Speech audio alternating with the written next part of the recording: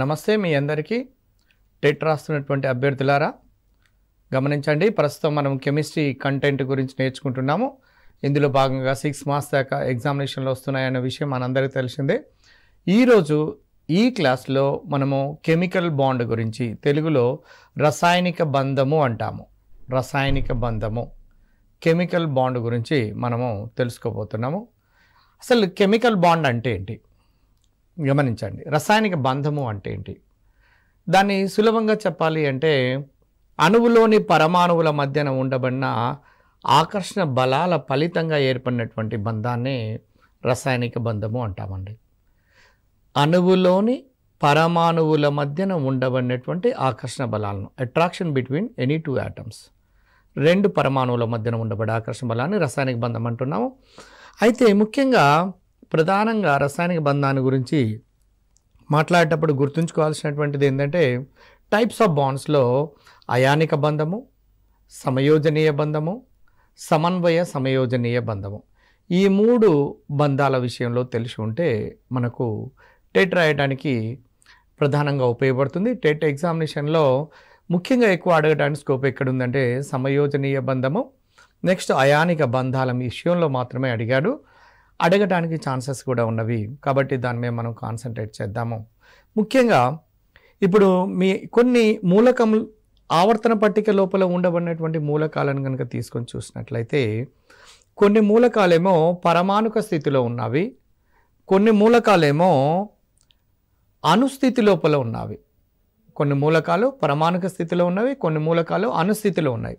ఉదాహరణకు ఆవర్తన పట్టికలో జడవాయువులు పరమాణుక స్థితిలోనే స్థిర విన్యాసాన్ని కలిగి ఉన్నవి, స్టేబుల్గా ఉన్నవి, NS2 NP6 అంటే అలాంటి ఎలక్ట్రాన్ విన్యాసాన్ని కలిగి ఉన్నవి, అంటే అష్టక నియమాన్ని పొంది ఉన్నవి. అష్టకము అంటే 8 ఎలక్ట్రాన్లను వేలెన్సీ లోపల కలిగి ఉండటాన్ని అష్టకము అంటారు. అవి పాటించడాన్ని అష్టక నియమము అంటారు. ఆక్టెట్ రూల్ ఇంగ్లీష్లో. అంటే 0 గ్రూప్ ఎలిమెంట్స్ అన్నీ కూడా ఆక్టెట్ రూల్ను లేదా అష్టక నియమాన్ని పాటిస్తాయి కాబట్టి అవి రసాయనిక చర్యలలో పాల్గొనేటువంటి అవసరం లేదు కాబట్టి అవి పరమాణుక స్థితిలోనే స్థిరత్వాన్ని కలిగి ఉంటాయి. కానీ హైడ్రోజన్, క్లోరిన్, ఆక్సిజన్, నైట్రోజన్ లాంటి మూలకాల యొక్క వేలెన్సీ లోపల వాటిలో వేలెన్సీ లోపల అష్టక నియమాన్ని పాటించటం లేవు కాబట్టి అస్థిరత్వాన్ని కలిగి ఉండటం వల్ల అవి రసాయనిక చర్యలలో పాల్గొని, అంటే రసాయనిక బంధాలలో పాల్గొని చివరికి అణువులుగా మారుతుంటాయి. పరమాణువులు అణువులుగా మారటాన్ని కెమికల్ బాండ్ అంటారు. ఇందులో ముఖ్యంగా ప్రధానంగా 2 బాండ్స్గా మనం తీసుకోవచ్చు. ఒకటి కోవలెంట్ బాండ్, రెండవదేమో అయానిక్ బాండ్. అయానిక్ బాండ్ అనేది ఎలా ఏర్పడుతుంది అంటే అయానిక్ బాండ్కి ఇంకొక పదం ఏంటంటే ఎలక్ట్రోవాలెంట్ బాండ్ లేదా దీన్ని అయానిక బంధము అంటారు.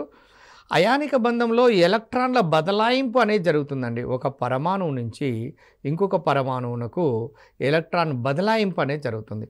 ఎలక్ట్రాన్ల బదలాయింపు కారణం వలన ఏర్పడినటువంటి బంధాన్ని అయానిక బంధము అంటారు. చూడండి, మీరు ఒక విషయాన్ని గమనించండి. దానికి కొన్ని ఉదాహరణలు కనుక మీరు చూసినట్లయితే మీకు స్పష్టంగా అర్థం కావటానికి అవకాశం ఉంటుంది. ఇప్పుడు చూడండి, ఎలక్ట్రాన్ల బదలాయింపు కారణం చేత ఏర్పడినటువంటి బంధాన్ని అయానిక బంధము అంటారు. అయానిక బంధానికి ఎగ్జాంపుల్ మనము కొన్ని తీసుకొని చూద్దాము. మనకు టెక్స్ట్ బుక్లో అయానిక్ బాండ్ అంటున్నాము. ఈ టెక్స్ట్ బుక్లో ఇచ్చినటువంటి ఎగ్జాంపుల్లో NaCl, ముఖ్యంగా మెగ్నీషియం క్లోరైడ్ లాంటివి తీసుకోండి, సోడియం ఆక్సైడ్, ఇలాంటి సమ్మేళనాలను కనుక తీసుకున్నట్లయితే ఇది NaCl. చూడండి, NaCl సోడియం క్లోరైడ్. ఇందులో సోడియం యొక్క పరమాణు సంఖ్య 11, అదే క్లోరిన్ పరమాణు సంఖ్య 17 కాబట్టి ఇది సులభంగా ఒక ఎలక్ట్రాన్ను క్లోరిన్కి ఇచ్చివేసి ఇది Na+ ఆయాన్గా మారుతుంది, ధనావేశం కలిగిన ఆయాన్గా మారుతుంది. ఇది ఒక ఎలక్ట్రాన్ను గ్రహించి రుణావేశం కలిగిన ఆయాన్గా మారుతుంది. అంటే పాజిటివ్ నెగిటివ్ ఛార్జీల మధ్యన స్థిర విద్యుత్ ఆకర్షణ బలాలు ఏర్పడుతుంటాయి. ఈ విధంగా స్థిర విద్యుత్ ఆకర్షణ బలాల కారణం చేత ఏర్పడినటువంటి బంధాన్నే అయానిక బంధము అంటారు. ఇక్కడ ఎందుకు సోడియం ఒక ఎలక్ట్రాన్ కోల్పోతుంది, ఎందుకు క్లోరిన్ ఒక ఎలక్ట్రాన్ గ్రహిస్తుంది అనే ప్రశ్న మీకు ఉదయించవచ్చు. ఇందులో సోడియం అనేది పరమాణు సంఖ్య 11 అంటే దాంట్లో 11 ఎలక్ట్రాన్లు ఉన్నాయి కాబట్టి ఒక ఎలక్ట్రాన్ కనుక కోల్పోతే దాంట్లో 10 ఎలక్ట్రాన్లు ఉంటే NS2 NP6 అష్టకాన్ని పొందే అవకాశం ఉన్నది. కాబట్టి అదేవిధంగా క్లోరిన్ కూడా ఒక ఎలక్ట్రాన్ని గ్రహించినప్పుడు NS2 NP6 అంటే ఇది కూడా అష్టకాన్ని పొంది స్థిరత్వాన్ని పొందుతూ ఉన్నది. కాబట్టి Na+Cl- రూపంలో. అందువల్ల ఈ పాజిటివ్ నెగిటివ్ ఛార్జీల మధ్యన ఆకర్షణ బలాలు పనిచేస్తుంటాయి. కాబట్టి ఈ ఆకర్షణ బలాల ఫలితంగా ఏర్పడినటువంటి బంధాన్నే అయానిక బంధము అంటుంటాము. ఈ అయానిక బంధము లోపల మనం గమనించేది ఏంటంటే ట్రాన్స్ఫర్ ఆఫ్ ద ఎలక్ట్రాన్, ఎలక్ట్రాన్ల బదలాయింపు జరుగుతుంది అంటున్నారు. కాబట్టి ఇప్పుడు ఉదాహరణకు ఈ క్రింది వాణిలో అయానిక బంధము కలిగినటువంటి సమ్మేళనం ఏది? అయితే అయానిక బంధము ఏర్పడాలి అంటే మీరు గమనించాల్సినటువంటి ఒక అంశం ఏంటంటే, ఇప్పుడు ఇది ఆవర్తన పట్టిక గురించి మీకు కొంత అవగాహన ఉన్నది. ఈ ఆవర్తన పట్టిక లోపల చూడండి, ఇక్కడ ఎస్ బ్లాక్, ఇక్కడ పి బ్లాక్, మధ్యలో డి బ్లాక్ ఉన్నవి, ఇక్కడ ఏ బ్లాక్ ఎలిమెంట్స్ కింది భాగంలో ఉన్నవి, ఇక్కడ ఏ బ్లాక్ ఎలిమెంట్స్ ఉన్నవి. ఇందులోపల బెస్ట్ మెటల్స్ అంటే ఫస్ట్ ఏ, సెకండ్ ఏ. ఇక్కడ మనకు బెస్ట్ నాన్ మెటల్స్ ఉంటాయి, ఇవి నోబుల్ గ్యాసెస్, మనకు వీటితో ఇప్పుడు ప్రస్తుతం సంబంధం లేదు. ఇక్కడ మాత్రం హాలోజన్స్ ఉన్నాయి, 7th ఏ ఫ్లోరిన్, క్లోరిన్, బ్రోమిన్, అయోడిన్, ఎస్టటిన్ లాంటివి. అయితే ఈ అయానిక బంధం ఏర్పడేటప్పుడు ఎలక్ట్రాన్లను కోల్పోయే లక్షణమేమో లోహాలకు ఉంటుంది, ఎలక్ట్రాన్లను కోల్పోయే లక్షణం లోహాలకు ఉంటుంది, ఎలక్ట్రాన్లను గ్రహించే లక్షణం అలోహాలకు ఉంటుంది. కాబట్టి లోహ అలోహాల మధ్యన ఏర్పడుతున్నటువంటి బంధాన్నే అయానిక బంధం అనొచ్చు. ఇప్పుడు ముఖ్యంగా MgCl2 మెగ్నీషియం క్లోరైడ్ని తీసుకుంటే, మెగ్నీషియం 2 ఎలక్ట్రాన్లను కోల్పోతే 2 క్లోరిన్లో 2 ఎలక్ట్రాన్లను గ్రహించి నీకు MgCl2 అనే ఒక అయానిక సమ్మేళనం ఏర్పడుతుంది. దీన్ని కనుక విడగొట్టి చూసినట్లయితే మెగ్నీషియం అనేది లోహం కాగా క్లోరిన్ అనేది అలోహము. సో కాబట్టి ఇప్పుడు దీన్ని బట్టి నీకు అర్థమవుతున్నది ఏంటంటే, లోహ అలోహాల మధ్యన ఏర్పడుతున్నటువంటి బంధం అయానిక బంధము, దీన్నే ఎలక్ట్రోవాలెంట్ బంధం అంటారు. ఎలక్ట్రాన్ల బదలాయింపు వలన ఏర్పడుతున్నటువంటి బంధము కూడా అయానిక బంధమే అంటారు. ముఖ్యంగా ఆవర్తన పట్టికలను తీసుకున్నట్లయితే ఫస్ట్ ఏ, సెకండ్ ఏ గ్రూపు మూలకాలు 7th ఏ, 6th ఏ లాంటి మూలకాలతో చర్యలలో పాల్గొని అయానిక సమ్మేళనాలను ఏర్పాటు చేస్తాయి అన్నటువంటి విషయం మనకు అర్థమవుతుంది. ఆ తర్వాత మీరు గమనించాల్సినటువంటి ఇంకొక అంశం ఏంటంటే కోవలెంట్ బాండ్ గురించి చూద్దాము. కోవలెంట్ బాండ్ అంటే ఏంటి? ఇక్కడ చూడండి, కోవలెంట్ బాండ్ను డాష్తో చూపిస్తారండి. దీన్నే లూయిస్ బంధము అని కూడా అంటారు. లూయిస్ అనే శాస్త్రవేత్త ప్రపోజ్ చేశారు కాబట్టి లూయిస్ బాండ్ అంటారు. అయితే ఇక్కడ H2O2 N2 Cl2 లాంటి అణువుల అన్నింటి లోపల కోవలెంట్ బంధాలే ఉంటున్నవి. కోవలెంట్ బంధంను డాష్తో ఇలా చూపిస్తారని అన్నాను. ఇప్పుడు మీరు చూడండి, హైడ్రోజన్లో ఒక కోవలెంట్ బంధం ఉన్నది. ఇప్పుడు ఆక్సిజన్లో ద్విబంధం కూడా 2 కోవలెంట్ బంధాలే. ఇందులో ఒక బంధము సిగ్మా బంధము కాగా రెండవ బంధము పై బంధం అవుతుంది. నైట్రోజన్ విషయానికి వచ్చినట్లయితే 3 కూడా సమయోజనీయ బంధాలు ఉన్నప్పటికీ కూడా ఇందులో ఒకటి మాత్రం సిగ్మా బంధము, 2 పై బంధాలు అవుతున్నాయి.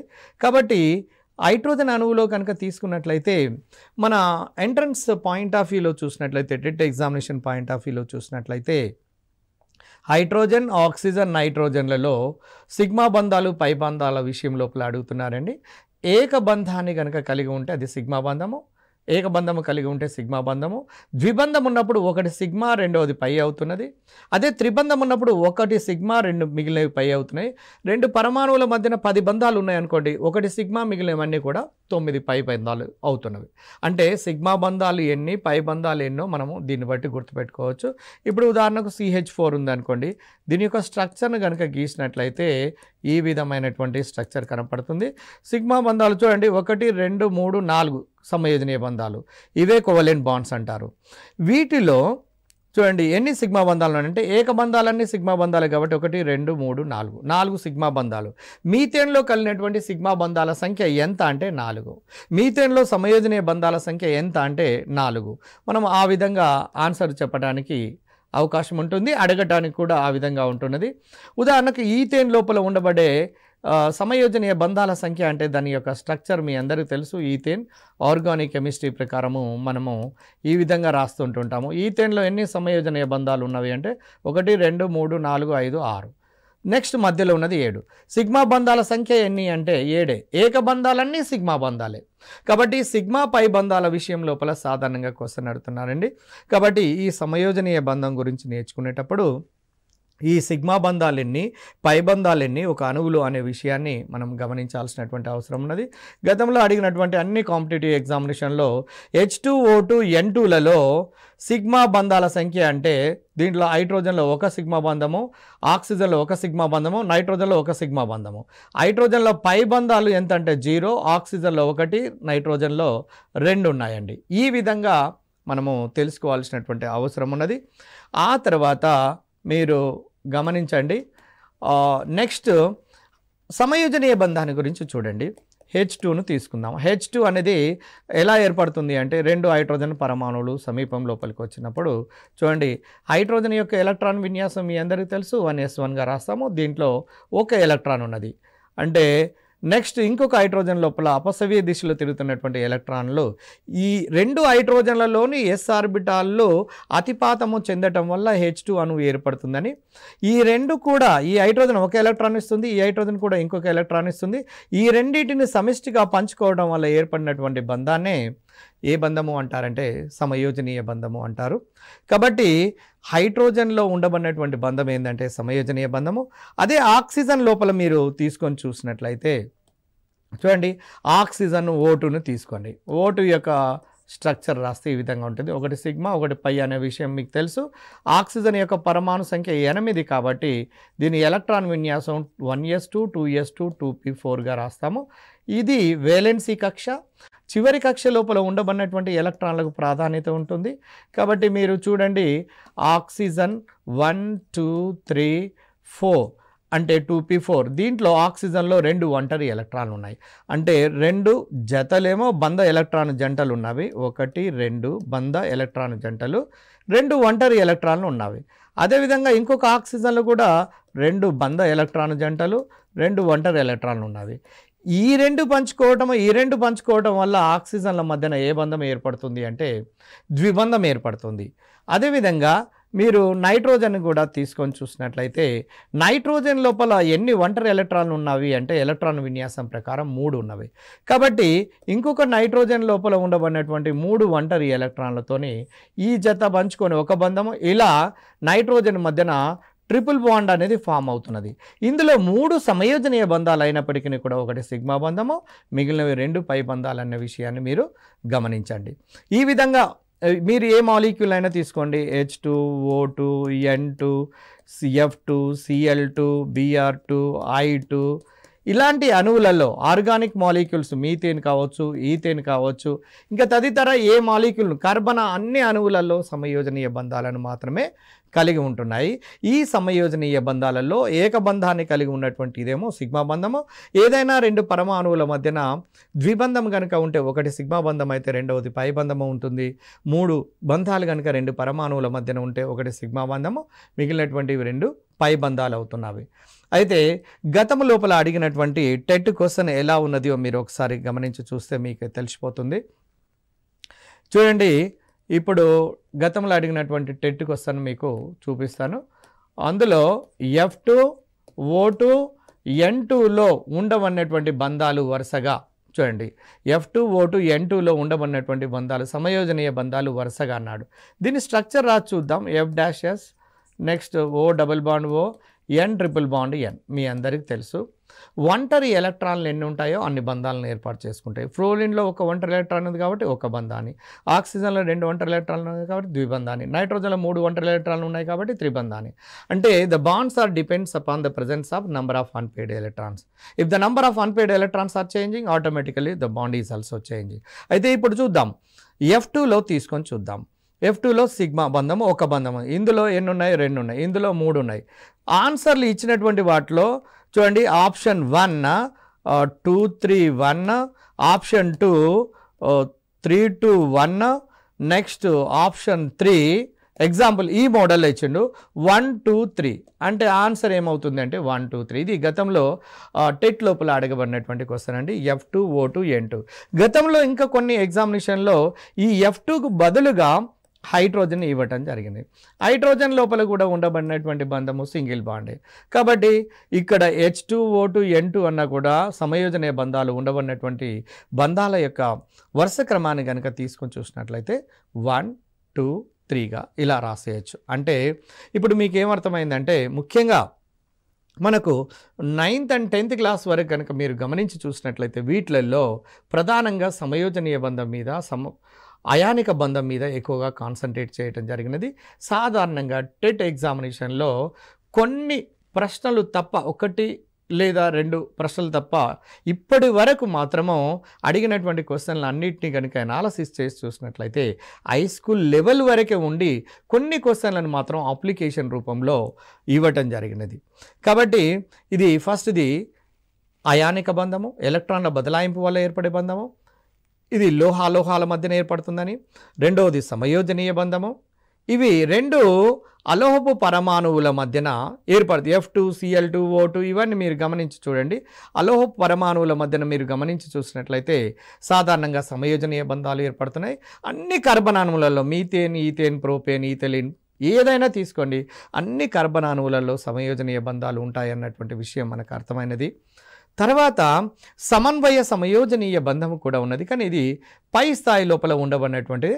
అందులో కొన్ని ఎగ్జాంపుల్ మాత్రం తప్పకుండా మనం గుర్తుపెట్టుకోవాల్సినటువంటి అవసరం ఉన్నది. చూడండి, సమన్వయ సమయోజనీయ బంధము. సమయోజనీయ బంధం అంటే ఇక్కడ 2 పరమాణులు 2 ఎలక్ట్రాన్లను ఇస్తాయి, 2 కూడా ఇస్తాయి, 2 కూడా సమానంగా పంచుకుంటాయి, సమయోజనీయ బంధం. కానీ సమన్వయ సమయోజనీయ బంధంలో మాత్రం కొంచెం డిఫరెంట్ ఏంటంటే చూడండి, NH3 అనేది ఒక ఎలక్ట్రాన్ జంటను అందిస్తుంది. దేనికి? H+ అనే ఆయానుకు. దీంట్లో ఖాళీ ఆర్బిటాల్ ఉంటుంది. కాబట్టి ఇది ఎలక్ట్రాన్ జంటను దీనికి అందిస్తే అప్పుడు ఏర్పడేది బంధం ఏంటి అంటే NH3H+ మధ్యన ఏర్పడినటువంటి బంధము. చూడండి, దీన్ని NH4+గా కూడా రాస్తాము. దీన్నే డేటివ్ బంధము లేదా సమన్వయ సమయోజనీయ బంధము అంటారండి. డేటివ్ బంధము లేదా సమన్వయ సమయోజనీయ బంధము అంటారు.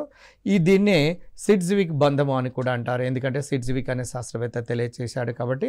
అమ్మోనియం ఆయాన్ లోపల ఉండబడినటువంటి బంధం ఏదంటే సమన్వయ సమయోజనీయ బంధము.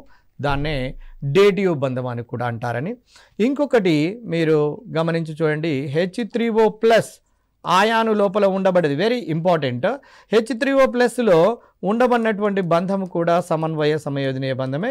దీంట్లో 2 బంధ ఎలక్ట్రాన్ జంటలు ఉంటాయి, 2 ఒంటరి ఎలక్ట్రాన్ జంటలు ఉంటాయి H2O లోపల.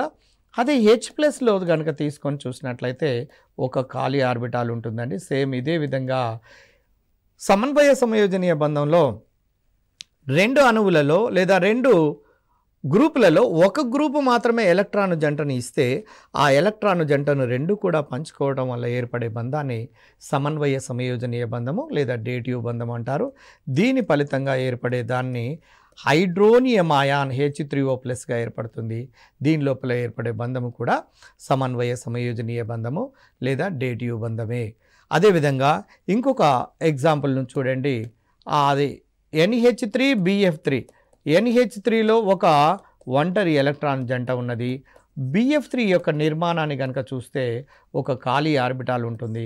ఖాళీ ఆర్బిటాల్ ఉంటుంది కాబట్టి BF3 అనే అణువు ఒక ఎలక్ట్రాన్ జంటను అమ్మోనియా నుంచి స్వీకరించి ఇది దాతగాను ఇది స్వీకర్తగాను ఉంటుంది. అంటే డోనార్ అండ్ యాక్సెప్టర్గా ఉండి NH3BF3 మధ్యన ఏర్పడుతున్నటువంటి బంధము కూడా ఒక సమన్వయ సమయోజనీయ బంధము. ఈ విధంగా సమన్వయ సమయోజనీయ బంధం ఏర్పడుతున్నటువంటివి ఏంటంటే 1 NH4+ అమోనియం ఆయాన్, 2 H3O+, ప్రధానమైనటువంటి ఇంపార్టెంట్ మాత్రం మీకు గుర్తు చేస్తున్నాను. 3వది NH3BF3. వీటి మధ్యన ఏర్పడుతున్నటువంటి బంధాలన్నీ కూడా సమన్వయ సమయోజనీయ బంధాలు. అంటే ఇప్పుడు ప్రధానంగా మనం గమనించినటువంటి బంధాలు ఏంటంటే అయానిక బంధం ఒకటి, సమయోజనీయ బంధం ఒకటి, అయానిక బంధము. మనకు సిలబస్ ప్రకారం కనుక చూసినట్లయితే అణువుల యొక్క ఆకృతుల కంటే ముందు సమయోజనీయ పదార్థాలకు నెక్స్ట్ అయానిక పదార్థాలకు మధ్యన చూడండి వ్యత్యాసాల గురించి అడుగుతున్నాడు. సమయోజనీయ పదార్థాలకు అయానిక పదార్థాలకు ఉదాహరణకు అయానిక పదార్థాలను తీసుకోండి, అయానిక్ కాంపౌండ్ తీసుకుందాము. రెండవది సమయోజనీయమైనటువంటి పదార్థాలను తీసుకొని చూడండి. ఇక్కడ గమనించండి, అయానిక సమ్మేళనాలు, సమయోజనీయ సమ్మేళనాలు, ionic compounds and covalent compounds. వీటి మధ్యన డిఫరెన్సెస్ని కనుక మీరు గమనించి చూసినట్లయితే నీటిలో మీరు గమనించండి, నీటిలో ఉప్పును కనుక వేస్తే సులభంగా కరుగుతుంది కాబట్టి నీటిలో ద్రావణీయత ఎక్కువగా ఉంటుంది. Solubility is more in water. అయానిక పదార్థాల విషయం లోపల కనుక చూసినట్లయితే సాల్యుబిలిటీ అనేది ఎక్కువగా ఉంటుంది. అదే సమయోజనీయ పదార్థాలు అనేవి నీటి లోపల కరగవు, కానీ కర్బన ద్రావణులలో మాత్రం కరుగుతాయి. కర్బన ద్రావణులు ఉదాహరణకు బెంజిన్, కిరోసిన్ లాంటివి కర్బన ద్రావణులు, ఆర్గానిక్ సాల్వెంట్స్ అంటారు. ఇవి సమయోజనీయ పదార్థాలే, అవి కూడా సమయోజనీయ పదార్థాలే. కాబట్టి లైక్ డిజాల్వ్ లైక్ అనే ప్రిన్సిపల్ బేస్ మీద ఈ సమయోజనీయ పదార్థాలు సమయోజనీయ పదార్థాలలో కరుగుతూ ఉంటాయి. ఇంకొకటి చర్యాశీలతను కనుక చూడండి, చర్యాశీలతను చూసినట్లయితే చాలా ఎక్కువ చర్యాశీలతను కలిగి ఉంటుంది, మోర్ రియాక్టివిటీ. అదే మీరు సమయోజనీయ సమ్మేళనాలను కనుక చూసినట్లయితే వీటి యొక్క చర్యాశీలత తక్కువగా ఉంటున్నది. చూడండి, చర్యాశీలత నీటిలో కరిగే గుణమేమో ద్రావణీయత సాల్యుబిలిటీ అంటాము, రియాక్టివిటీ. అయానిక సమ్మేళనాలకు చర్యాశీలత ఎక్కువగా ఉంటుంది, సమయోజనీయ సమ్మేళనాలకు చర్యాశీలత అనేది తక్కువగా ఉంటుంది. ఇంకొక అంశాన్ని గమనిద్దాము, అయానిక పదార్థాలు సాధారణంగా ఘన స్థితిలో ఉంటాయండి. అయానిక పదార్థాలు ఏ స్థితిలో ఉంటాయి? ముఖ్యంగా ఘన స్థితిలో, అంటే సాలిడ్ స్టేట్లో ఉన్నవి.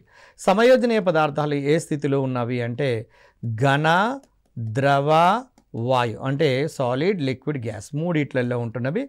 అయితే ఇక్కడ ఒకటి గమనించాల్సింది ఏంటంటే Na+Cl- తీసుకోండి. మీ అందరికీ తెలుసు NaCl అనేది ఒక స్ఫటిక జాలక పదార్థము, ఇది ఒక అయానిక పదార్థం అని. అదేవిధంగా NaCl యొక్క స్ఫటిక జాలక నిర్మాణం గురించి సందర్భాల్లో అడుగుతున్నాడు. FCC ఫేస్ సెంటర్డ్ క్యూబిక్ అండి. దీంట్లో సమన్వయ సంఖ్య కూడా అడుగుతున్నాడు. సమన్వయ సంఖ్య అంటే NaClలో సోడియం యొక్క సమన్వయ సంఖ్య ఎంత అంటే 6. అదేవిధంగా క్లోరైడ్ యొక్క సమన్వయ సంఖ్య అంటే క్లోరిన్ యొక్క సమన్వయ సంఖ్య ఎంత అంటే 6. అంటే ఒక Na+ చుట్టూ 6 Cl-, 6 Cl-, ఒక Cl- చుట్టూ 6 Na+లు ఇమిడి ఉంటాయి. కాబట్టి NaCl యొక్క సమన్వయ సంఖ్య 6గా గుర్తుంచుకోండి. FCC ఫేస్ సెంటర్డ్ క్యూబిక్, దీని యొక్క సమన్వయ సంఖ్య కోఆర్డినేషన్ నెంబర్ 6.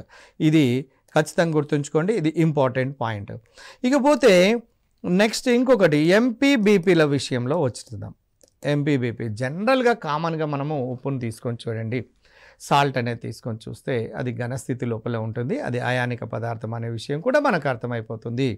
అదే మెల్టింగ్ పాయింట్, బాయిలింగ్ పాయింట్ చూసినట్లయితే ఈ ధనావేశం కలిగిన ఆయానికి, రుణావేశం కలిగిన ఆయానికి మధ్యన ఎక్కువ ఆకర్ష బలాలు పనిచేస్తుంటుంటాయి. కాబట్టి దాని కారణంతో ఏమవుతున్నా చూడండి, దాని కారణంతో స్థిర విద్యుత్ ఆకర్ష బలాలు, ఎలక్ట్రోస్టాటిక్ అట్రాక్షన్స్ ఎక్కువగా ఉండటం వల్ల MPBPలు చాలా ఎక్కువగా ఉంటున్నవి అన్న విషయం మనకు అర్థమవుతున్నది. అదే సమయోజనీయ పదార్థాల విషయం లోపల చూసినట్లయితే MPBP విషయాలు చాలా తక్కువగా కలిగి ఉంటున్నవి అనేది. అట్లనే ఐసోమరిజం, అనుసాదృశ్యము అంటారండి. అనుసాదృశ్యము, ఐసోమరిజం అనే ప్రాపర్టీను ఒక సమయోజనీయ పదార్థాలు మాత్రమే, ఒక కోవలెంట్ కాంపౌండ్స్ మాత్రమే చూపిస్తాయి, కానీ ఈ అయానిక సమ్మేళనాలు చూపించవు. ఈ విధంగా ఒక ఉదాహరణకు ఒక సోడియం క్లోరైడ్ని కనుక తీసుకొని, సోడియం క్లోరైడ్ నీటిలో కరుగుతుంది కాబట్టి దాని ద్రావణీయత ఎక్కువగా ఉంటుందని. అదే NaClను కిరోసిన్లో కనుక ఉంచినట్లయితే కరగదు. కారణం ఏంటంటే NaCl అనేమో అకర్బన పదార్థము, ఇక్కడ కిరోసిన్ అనేదేమో కర్బన పదార్థము. అదే చర్యాశీలత పరంగా చూసినట్లయితే అయానిక సమ్మేళనాలు లేదా అయానిక పదార్థాలు ఈ యొక్క చర్యాశీలత ఎక్కువగా ఉంటే సమయోజనీయ పదార్థాల యొక్క చర్యాశీలత తక్కువగా ఉంటుందని. స్టేట్ లేదా స్థితి గురించి మనం చూసినట్లయితే ఇవి ఘనస్థితి లోపల ఉంటే ఇవి సమయోజనీయ పదార్థాలు లేదా కోవలెంట్ కాంపౌండ్స్ అనేది ఘన ద్రవ వాయు స్థితులలో ఉంటున్నట్టుగా మనకు తెలియజేస్తున్నది. అంటే ఎంపీబీపీ విషయం లోపల ఆటోమేటిక్గా ఇవి సాలిడ్ స్టేట్ లోపల ఉంటాయి, ఎక్కువ స్ట్రాంగ్ బాండ్స్ని కలిగి ఉంటాయి కాబట్టి అయానిక బంధం బలమైంది కాబట్టి వీటి యొక్క ద్రవీభవన బాష్పీభవన ఉష్ణోగ్రతలు ఎక్కువ ఉంటే సమయోజనీయ పదార్థాల యొక్క ద్రవీభవన బాష్పీభవన ఉష్ణోగ్రతలు తక్కువగా ఉంటాయి. కానీ కర్బన ద్రావణంలో మాత్రమే కరుగుతాయని, చర్యాశీలత పరంగా చూస్తే అయానిక పదార్థాలకు ఎక్కువగా ఉంటుందని, అదే సమయోజనీయ పదార్థాలకు తక్కువగా ఉంటుందని. స్థితి ప్రకారం చూస్తే అయానిక పదార్థాలకు అట్రాక్షన్స్ ఎక్కువగా ఉన్నవి కాబట్టి ఘనస్థితి లోపల ఉంటే సమయోజనీయ పదార్థాలు ఘన ద్రవ వాయు 3 స్థితులలో ఉన్నవి. ఎంపీబీపీల విషయం లోపల మనం గమనించింది అయానిక పదార్థాలకు ఎక్కువ అని, సమయోజనీయ పదార్థాలకు తక్కువ అని. అనుసాదృశ్యము విషయం లోపల మాత్రం అయానిక పదార్థాలు మాత్రం అనుసాదృశ్యాన్ని ప్రదర్శించలేవు. Ionic compound does not exhibit the isomerism property. అంటే అదే ఒకవేళ కోవలెంట్ కాంపౌండ్స్ లేదా కోవలెంట్ కాంపౌండ్స్ అంటే ఆర్గానిక్ కాంపౌండ్స్ మనం అన్నీ కూడా కోవలెంట్ కాంపౌండ్స్గా తీసుకోవచ్చు. కాబట్టి కర్బన సమ్మేళనాల్లో అనుసాదృశ్యం అనేది కనపడుతుంది. ఇవి ప్రధానమైనటువంటి అయానిక పదార్థాలకు సమయోజనీయ పదార్థాలకు మధ్యన ఉండబడినటువంటి డిఫరెన్సెస్. నెక్స్ట్ అణువులు వాటి యొక్క ఆకృతుల మీద క్వశ్చన్ అడుగుతున్నాడండి. మనము దాని విషయం లోపల మనము గమనించాల్సినటువంటి అవసరం ఉన్నది. అణువులు వాటి యొక్క ఆకృతులు, షేప్స్ ఆఫ్ ద మాలిక్యూల్స్. అణువులు వాటి ఆకృతులు చూడండి. ముఖ్యంగా ప్రధానమైనటువంటి కొన్ని మాలిక్యూల్స్ ఉన్నాయండి, వాటి విషయంలో తప్పకుండా మనం గుర్తుపెట్టుకోవాల్సినటువంటి అవసరం ఉన్నది. ఎందుకంటే గతంలో మన ప్రీవియస్ ఎగ్జామినేషన్ లోపల ఇవ్వబడినటువంటి క్వశ్చన్ ఏంటంటే బెరీలియం క్లోరైడ్ యొక్క ఆకృతి అంటే BeCl యొక్క స్ట్రక్చర్ రాస్తే ఈ విధంగా ఉంటుందండి. ఇది రేఖీయంగా ఉంటుంది, అంటే లీనియర్, అండ్ బాండ్ యాంగిల్ ఎంత ఉంటుందంటే 180 degrees. ఇక్కడి నుంచి ఇక్కడికి మీకు తెలుసు 180 degrees ఉంటుంది. అంటే గతంలో అడిగినటువంటి క్వశ్చన్ ఏంటంటే చూడండి, గతంలో అడిగినటువంటి క్వశ్చన్ ఏంటంటే బెరీలియం క్లోరైడ్ యొక్క ఆకృతి, దానిలో ఉండబడే బంధకోణము.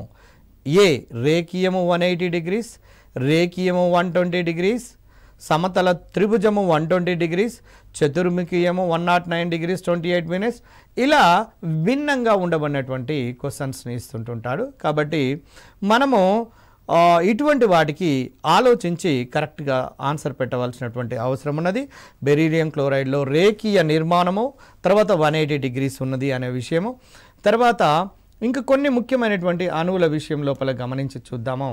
ఫస్ట్ చూడండి, మీథేన్ తీసుకోండి, రెండవది అమ్మోనియాను, మూడవది H2O తీసుకోండి. ఇందులో సంకర కరణాల మీద కూడా అడుగుతున్నాడండి. సంకర కరణం hybridisation, sp3 hybridisation, sp3 hybridisation, sp3 hybridisation నిర్మాణాన్ని కనుక చూసినట్లయితే మీరు గమనించండి. ఇవన్నీ కూడా గతంలో ఎంట్రన్స్లలో అడుగుతున్నటువంటి ప్రశ్నలు. అమ్మోనియా యొక్క స్ట్రక్చర్ని గీస్తే ఈ విధంగా ఉంటుంది. ఇక్కడ ఒంటరి ఎలక్ట్రాన్ జంట ఉంటుంది. అదే నీటి యొక్క నిర్మాణాన్ని ఈ విధంగా గీయవచ్చు. ఇక్కడ చూడండి, ఈ ఒంటరి ఎలక్ట్రాన్ జంటలు ఇవి. మీథేన్ యొక్క ఆకృతి ఏంటంటే టెట్రాహైడ్రన్ TD-తోను చూపిస్తాము. చతుర్ముఖీయ నిర్మాణము. మీథేన్లో సంకరకరణం sp3, అమ్మోనియాలో సంకరకరణం sp3, వాటర్లో సంకరకరణం sp3. ఇవన్నీ ఎంట్రన్స్లలో అడుగుతున్నటువంటి క్వశ్చన్లు అండి. కాబట్టి జాగ్రత్తగా మనం గమనించాల్సింది, అమ్మోనియాలో ఒంటరి ఎలక్ట్రాన్ల జంట ఎంత అంటే 1. బంధ ఎలక్ట్రాన్ల జంట అంటే ఒక బంధంలో ఒక జంట ఉంటుందండి. NH మధ్యన ఒక జంట, ENH మధ్యన ఒక జంట. ENH అంటే ఏంది? 3 బంధ ఎలక్ట్రాన్ జంటలు, ఒక ఒంటరి ఎలక్ట్రాన్ జంట.